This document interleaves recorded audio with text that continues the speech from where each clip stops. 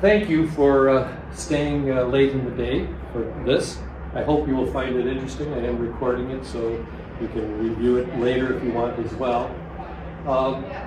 This is what I titled the presentation when we started, which is I'm going to talk about intelligence and how that is needed to improve your business. But artificial intelligence, which is popular right now, is just one thing. I've talked with a number of people here.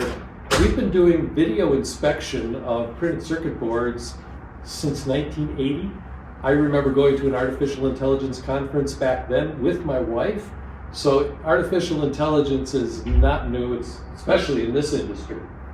And even though you might have all kinds of accreditations of ISO this and that and QRs and stuff, you still may be struggling to grow the revenue of your business, to grow the earnings of your business, and if you're thinking of selling, there's a number of people out there that bought or sold their businesses, to be able to increase the value of your business. So my company is Business Accelerants, and so I often talk about how to rev up your business. So this is not all about artificial intelligence.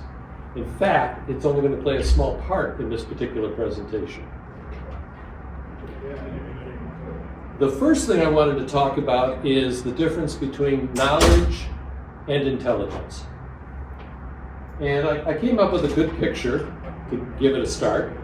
I spent a lot of time, I don't know, wait, so at least somebody has seen this. I've not seen this movie, okay? But I don't think it represents either knowledge or intelligence in this particular picture. And I heard they're doing a sequel or something, or they're redoing it possibly. But when I think of knowledge, this is what I can remember. You know, going to the library and looking through books, researching for something in grade school or high school, where I had to look up 5 different encyclopedias to see each one having a little bit of different flavor. It's like watching CNN or Fox News now. You have to look at them both to get a picture of what's the truth of something. So that's a lot of knowledge there.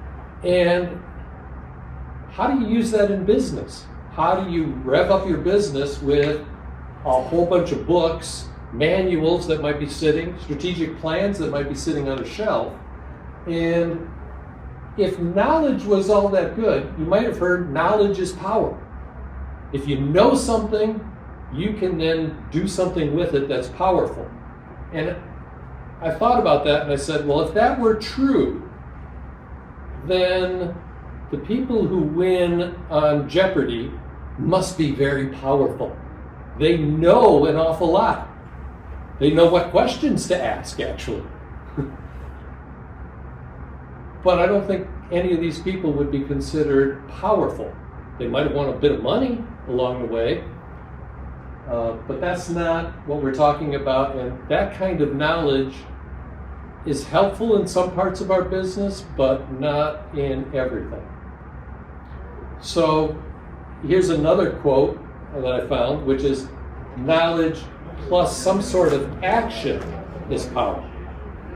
So you think about some of the things we do in business with making improvements to the business, making sales calls, selecting the right suppliers that you might need for your business.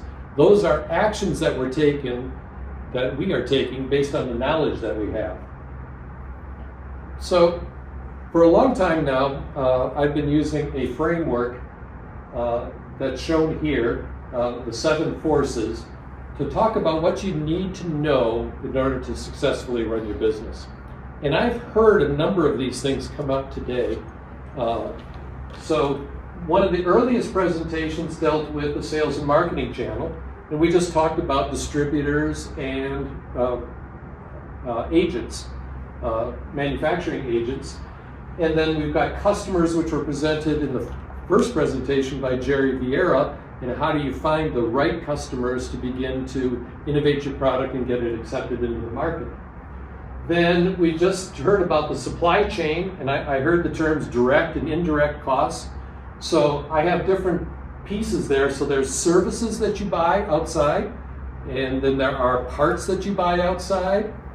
There are informations that you buy out there, and then the actual parts and supplies, such as oil that you might need for a machine. All of that has to be purchased, and you have to manage that supply chain. Internally, you have your product, your processes, and your people, and every one of them takes some special level of knowledge and action in order to manage them. The presentation on the future of printed circuit board manufacturing by Jack Frost, he mentioned the problems with getting the people who are skilled. There were people in there who said it was taking them almost a year and going through 100 different resumes before they got one person after 9 or 10 months that could work there. And hopefully they didn't quit the day that they started, which I also hear people doing, especially in manufacturing operations. Risk of disruption, we heard quite a bit about that still, because people are still having problems not with the pandemic now, but with the increase in production that occurred as a result of it or just after it, and still trying to fill the pipeline and build out, and there's too much inventory out there. We've had Hurricane Helene. One of the effects of Hurricane Helene in North Carolina is that we can't get IV fluids for the hospitals, because there was one manufacturing plant in North Carolina in the Asheville area that got taken out. And so they were having to ration that stuff, and I don't know if they've solved that problem yet with that. So all kinds of risks of disruption, not to mention cyber attacks, which may occur. I released an email last night from quarantine from Microsoft, and I read it and said, it was one of those emails that said, oh, we've got your number, and we're going to do it. And they just canceled it. If they really want my money, they'll find another way.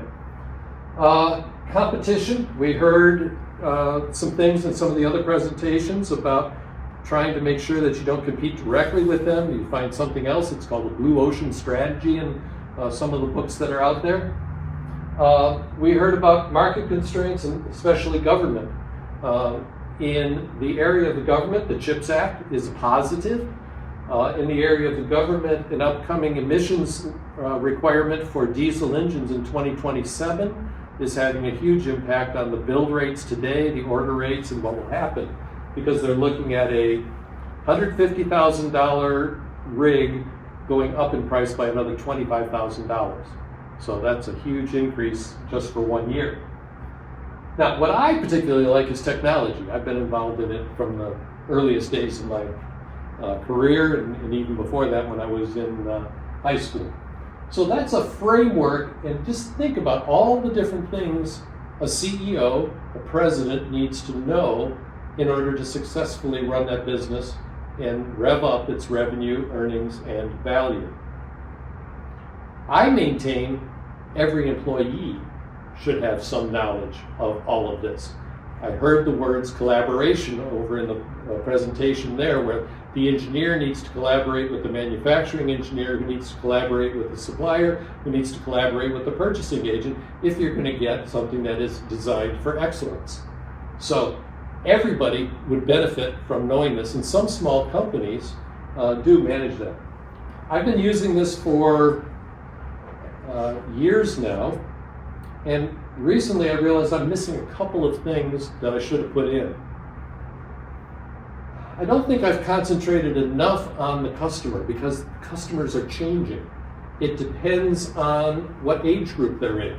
It depends on where in the world they are, what culture they are from, as to what is happening with a customer and who you need to go after.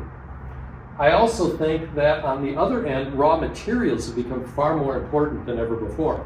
Where do you get your raw steel? Where do you get your diamonds? Where do you get your gold? Where do you get your lithium? Where do you get your coal? All of that is making a big difference now, especially as we get into measuring ESG.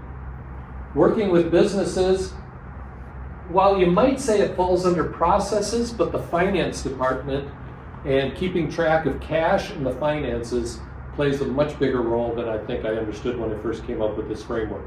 I've run into small companies, $3 million, where somebody has embezzled $150,000, $200,000 from them, because there was not processes in place, yes, but also there wasn't good attention being paid to the cash in that business. And then, you might recognize this, how often do we change the organization in a big company? At Eaton Corporation, I think we did it twice a year, February and September. And if it wasn't every year, it was at least every other year. And every time a company grows, you have to rethink your organization and you have to deal with that. So the other is infrastructure. Think about all these printed circuit board manufacturing people and all of the equipment they have. Intel, all of the equipment that they have and must have and have to upgrade.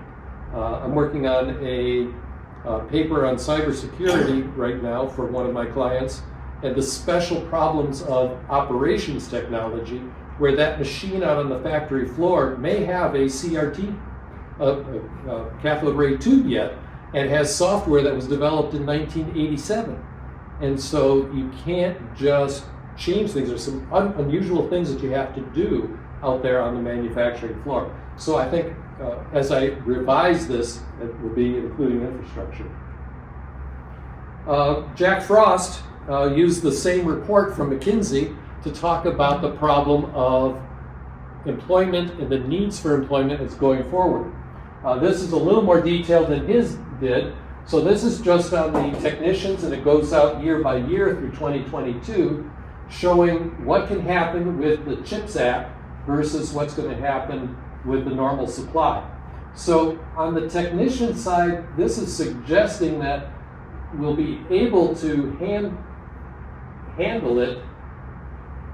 It's hard for me as well to understand this chart. So the demand is here, the supply is here, so we have a huge problem. The CHIPS Act's going to help, and it's still not going to get us there, is what they're saying, and that's similar to what he said on the pessimistic left side. The engineer, in this particular chart, a little bit worse situation, it would seem, in order to be able to meet the needs that we have for engineers. That's why you heard some companies talking about we're bringing in high school kids. I happen to think that a person who is doing video games, I mean playing video games, actually is a potentially good employee for the tech industry, because they understand software, they understand video, they can do a lot of things versus, in my prior industry of diesel technician, you have the term throw a monkey wrench into the works. How many people understand that phrase? I mean, who even knows what a monkey wrench is? Any idea? There's my point. Okay. Sit right next to the left-handed board strip. I had to use one to fix my faucet recently, and a new drain in it. I'm not going to spend a lot of time on this particular chart, but this McKinsey report goes even further into where do we need the skills, where do we need the intelligence of people, not just their knowledge. Listening to a podcast, hire for culture, train for skills. You'll hear that a lot with companies, that you can't train for all skills, but there could be a lot of commonality among the skills, and you can take somebody with less than perfect skills, and in the right culture, they will thrive and blossom. Whereas you can take somebody with a lot of skills, put them into a bad culture, and they will crap out on you.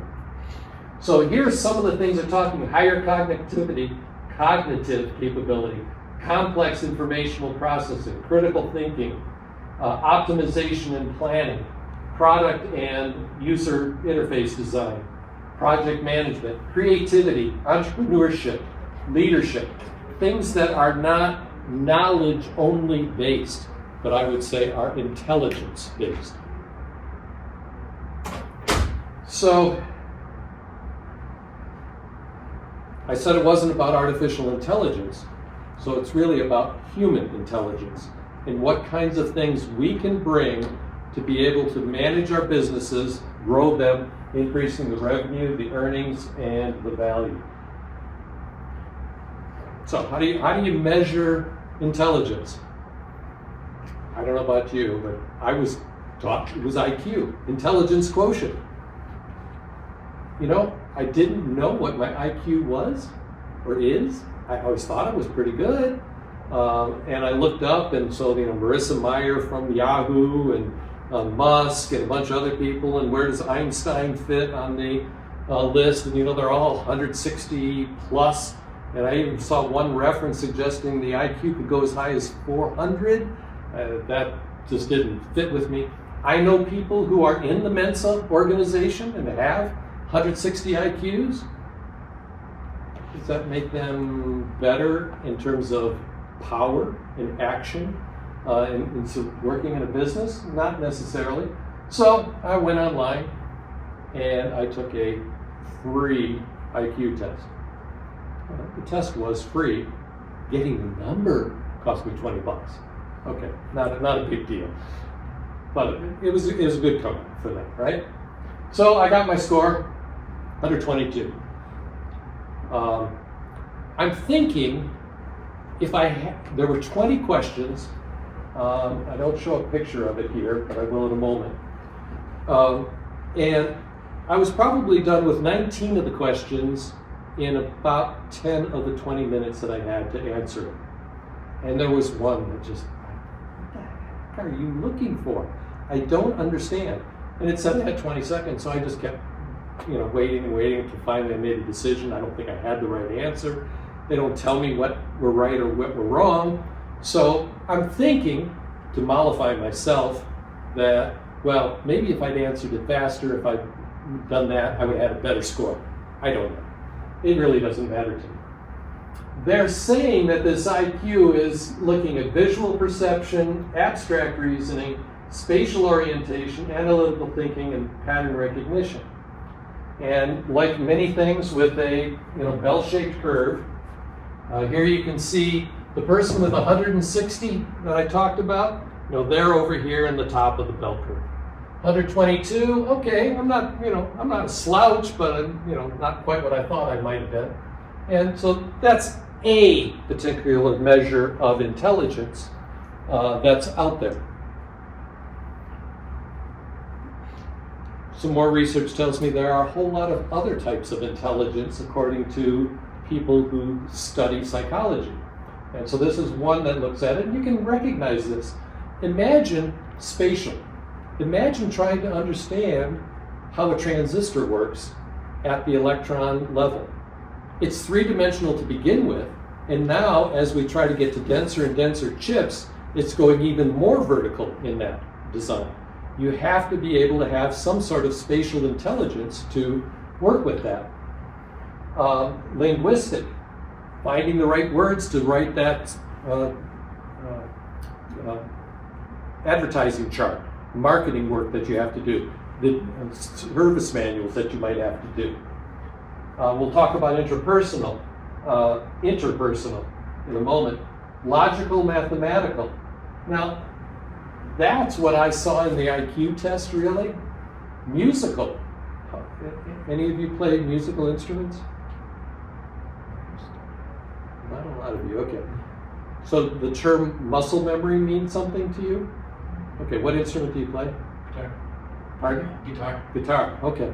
So you can't do the chords and the strings really fast if you have to, just like any computer system, if it has to go from there to here and back again, it's not going to work. There is a muscle memory that goes like piano, it's the same way. I don't know, I imagine in some of the other instruments as well. So is that intelligence, or is that some sort of a rote action-reaction kind of thing? And then naturalist, I sure hope my doctor is good at that particular level of intelligence. So here's the IQ test. I didn't answer any words.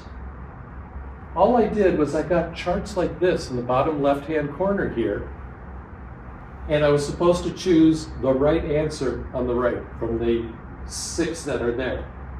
What should belong in the little box with the question mark? It was all pattern recognition, recognizing patterns.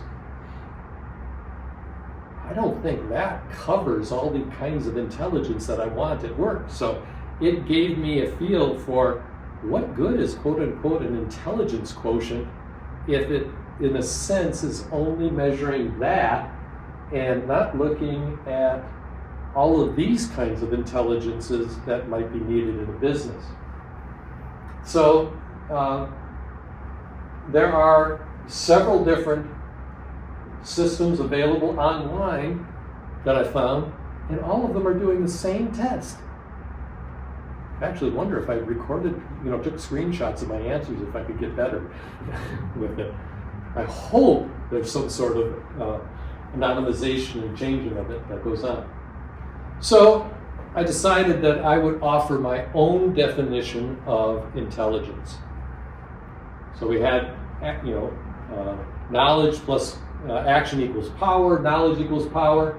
I'm saying that you have to take your intelligence and apply it properly using your knowledge, and you want to affect positive change. Now, I said it that way, but if I were a gang leader, you know where I'm going, right? Okay, I could do all that. I could be a great leader of that gang, but I'm not making positive change in the process with that, I would argue. So, I'd like to talk a little further about 7 different types of intelligence, not the ones that the psychologists came up with, but ones that I see applying to that framework and growing our business. So the first is linguistic, then wisdom and experience, emotional, social, creative, organizational, and artificial. A couple months back, I joined a speaking club to get better at speaking, even though I've been doing it for 50 years. And it's amazing when I thought about it, and I'm putting this into the linguistic category. If you're the CEO of a company, think about all the times you have to communicate and what you're going to communicate, how you're going to communicate. So if you're a salesperson in business, largely you are doing persuasion of some sort. Even as an engineer, I was selling projects to management to get them funded so that I could do them. If I'm going to a conference, I will probably find some sort of an inspirational speaker who's going to make me feel good. But the CEO of the company, imagine the CEO at Intel right now, or the CEO at Boeing, what they have to do in order to get their employees to continue working there or get the unions to come back. So they have to inspire. Those manufacturing reps that we heard about in the last presentation there, they're all about educating the engineer as to what needs to be done. The same would be true of the CEO. To some extent, any presentation should have some entertainment factor to it. If you can't get people's attention, if you can't keep them alive, keep them from falling asleep, it's not going to go so well. So I think there's a portion of it that goes with entertainment. Whether you're working for a nonprofit, Boeing right now, who's trying to raise $19 billion in order to keep itself alive, or you are trying to do an IPO or just get some venture capital fund, you are out there fundraising. And the way you talk about your company is going to make a huge difference as to what goes on. I frequently read that people don't leave a company, they leave a boss. And one of the things they want is more than just monetary compensation. It can be as simple as a thank you, some sort of a celebration of some good work that they did. I was on a call this morning at 6, and one of the guys was really big into the Scouts of America, and we were talking about how at every level within Scouting you get a new badge, you reach a new level, and there is a celebration of that. We are really, all about celebration. It's really big in sports this month, with almost every sport having something going on, and every win is a celebration, every play is a celebration. Spiking that ball at the end of the goal line is all about celebrating, and everybody else is celebrating as well at the same time. And then we still have to inform people about what's going on. It could be about the finances of the company. It could be about things that are happening. Wisdom and intelligence. Two things that came to mind here with the owl, who's supposed to be the wise owl kind of thing. And then, wouldn't you want to go down that level 4 or 5 rapids with somebody who has experience with doing it and knows what to do when the whole thing tips over on you, who knows how to make sure that everything is strapped in, how everybody is protected before they go? I think so. And he got that intelligence, experience, that should have been wisdom and experience, excuse me, and got that wise by having failed a few times. When you're doing venture capital, many people will prefer somebody who has failed before because they know now they know what not to do. Emotional intelligence, EQ, it's got its own. We got IQ and now we got EQ as well.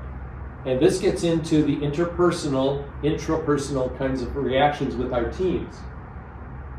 Being able to understand where a person is and how to interact with them makes a huge difference. For a long time, I'm trained as an engineer. I can no longer do 2 plus 2 without my calculator. But salespeople are exceptionally good at reading people. And that's why I believe salespeople often end up at the heads of companies. They know how to inspire. They know how to persuade. They know how to read a person and what they're doing. Engineers aren't taught those things. Then there's social intelligence. How do you dress? When you enter a room, do you say hello? Do you shake hands with people? I have a number of people in manufacturing that I've worked with who talk about the first thing they have to do is train their people to be respectful, show up on time, be courteous, do the things that we might have known, but apparently through the generations, something has changed and they don't know how to be social. When you get into a situation like this for networking, if you're a introvert like myself, that's hard, really hard. It's taken me years, decades, to learn how to do this. My secret is ask questions. Then I don't have to talk. I just have to listen. But that's something you need to do, even when you're going out here in the section out there. You can't just walk down the aisle and not do anything. You got to talk to people. When I showed this to my wife, she asked, "What car is that?" I said, I got it off of Pixabay for free.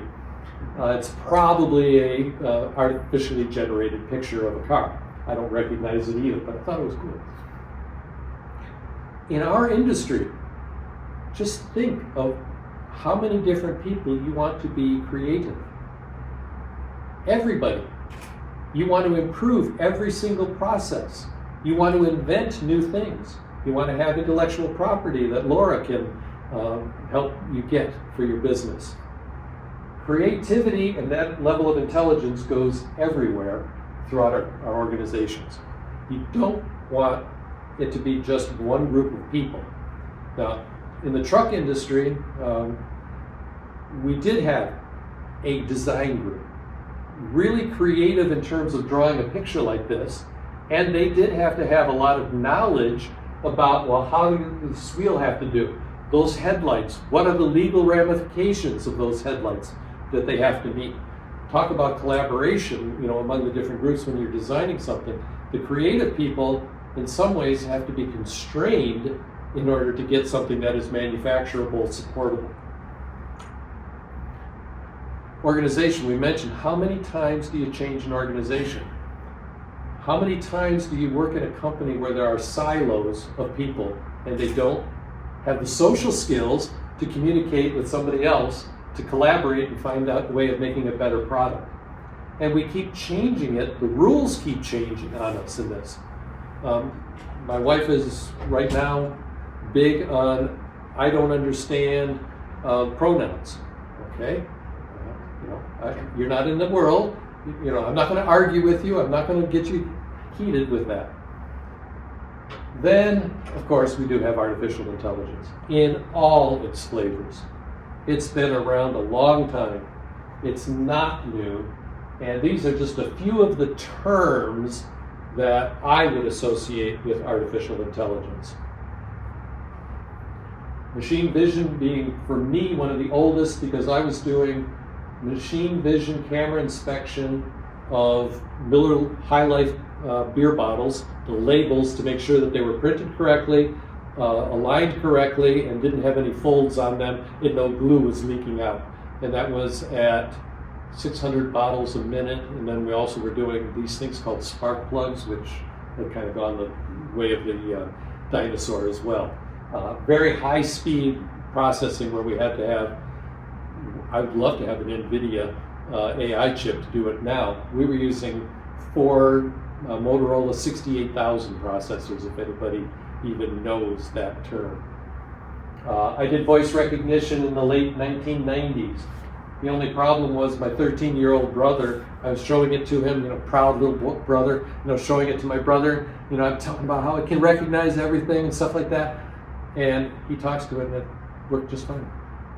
Our voices were so similar, it's crazy. Our gait is the same, just talk to our wives. Then, I'm not going to go into this one very far, of course, but agentic AI?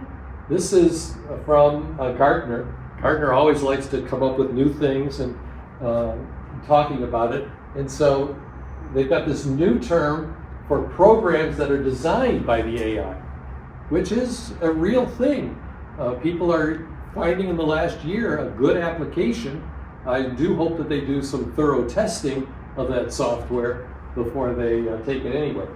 And then yet another term, ambient invisible intelligence. So as we get more and more things that have tags and we have that information being brought in and going to the cloud, there's a great deal for our businesses of being able to track everything. So I've worked in the food processing industry and I've worked in transportation. So that chip that he was talking about, if that becomes a problem, or those onions from Idaho become a problem, you have to be able to track it. The Food and Drug Administration has new rules in place that you have to be able to determine what row, in what farm, at what time of day the food was harvested in order to be able to track for recalls. It's not much different in a car or a truck either. You can have 8 problems in 1 million vehicles and they'll do a recall. And it was 2 years ago, I was meeting with the National Highway Transportation Safety Administration, and Tesla had just announced that they were going to solve a recall with a software upgrade. It was the first time that had been done.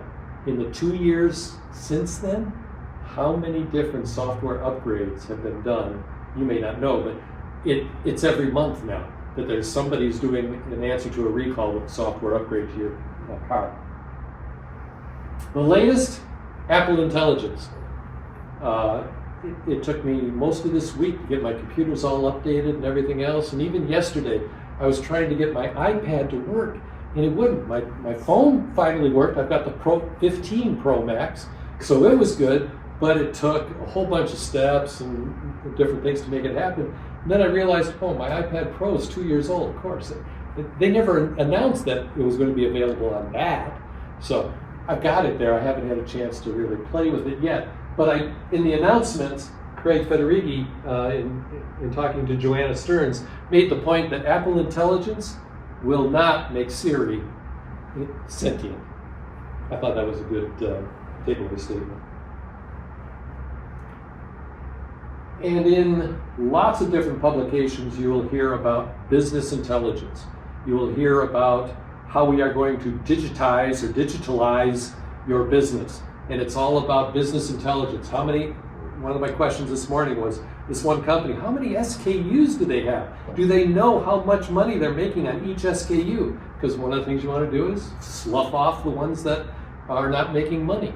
That's business intelligence to everybody. And it takes a lot of data to get that and then deal with it and process it. And compared to using statistical programs to do things, now you can use artificial intelligence to do the processing, which is good. But there's still the need for the human to double check what's going on. I can ask things and get absolutely terrible responses to things. Revenue, earnings, and value. And Jerry Vieira this morning also showed a chart of, over time, what are the sales of your new product introduction. So you start out small, you keep going up. I put my little logo mark there every time that there is kind of a big transition in your business. When you get the early adopters to then move to having a larger group that is accepting your product, then you're in a steady growth stage, and eventually you reach a peak and you're kind of leveling off. Jerry showed it in logarithm chart. And often with a family-owned business, many of which are the businesses that we have represented here, you reach a point where I'm tired, I really don't want to spend time growing anymore. I've got enough, I'm doing well enough, I just want to coast. And that's a dangerous thing to do. Because either you find some way of growing, or you will go down this path. So I believe that you have to always be looking at growing your business somehow, or somebody else, if you're lucky, will buy it and grow it, which is what this is about. There's at least 7 different ways that you can exit your business. Vertically, you can sell your company to your family, to your employees, you can sell it to another private company, or you can get assumed by a public company. I imagine there's examples out there of every one of these. And then you can die, or you can get so sick that you can't run your business, and then you have a problem exiting the business. And there are some people who just don't want the government to get the taxes from their business, and they will just close. In fact, I was talking with one of the suppliers out there that does machining, and here in the Portland area, we had somebody they just ended up having to close their doors unexpectedly. So it happens even in our industry here.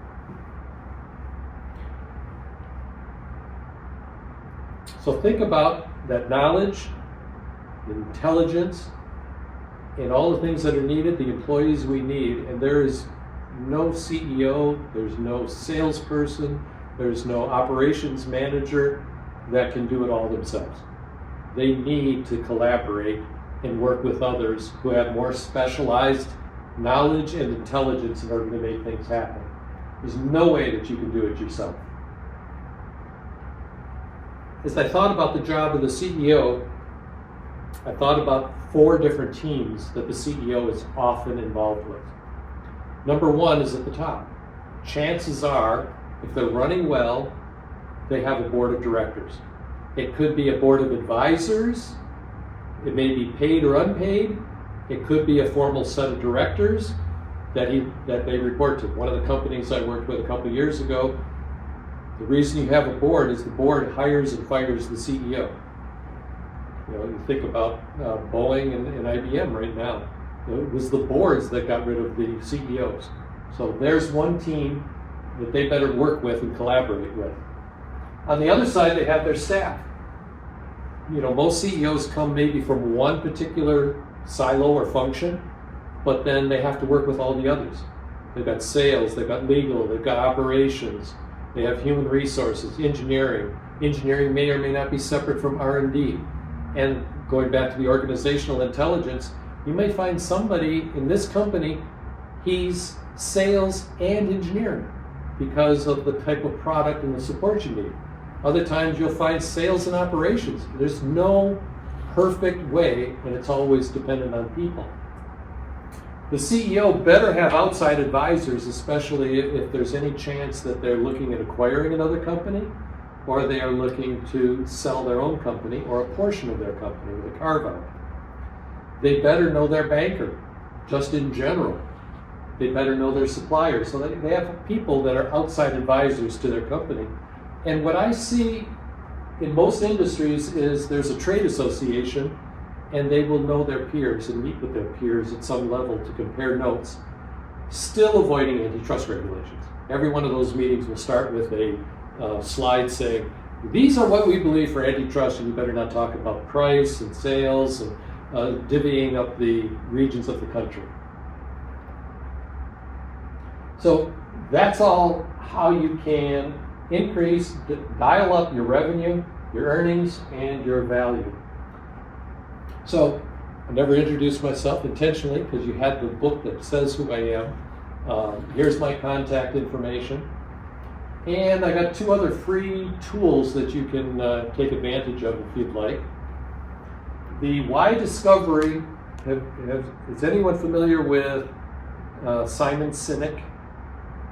Okay, so in 2009, he did a TEDx talk here in Oregon, as I recall, talking about why people do things.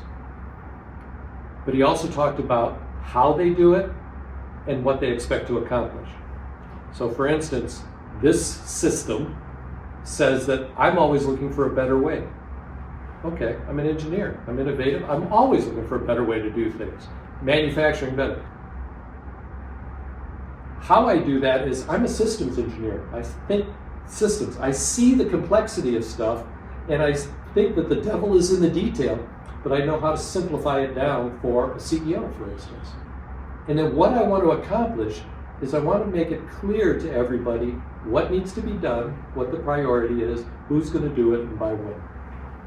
So that's what you can get from there. So you're welcome to take that and see what that comes. It varies as to the number of questions. It's typical of tests where you have to choose between a couple of different phrases or words. It's free to you. And then if you are a CEO, president, or you know somebody, this will ask you 24 questions about your business, and we can go further then, and you can get an idea of how well you're running your business. Because I was talking with somebody from Business Oregon. In the ISO 2008, as long as you documented that you did what you do, even if it's not good, you can get ISO approved. In the latest issue of the ISO requirements, there's now a requirement for continuous improvement, but you don't have to be best in class to still get your ISO certification. So there's still things you can do, and this gives you an opportunity to look at that either as yourself or your management team.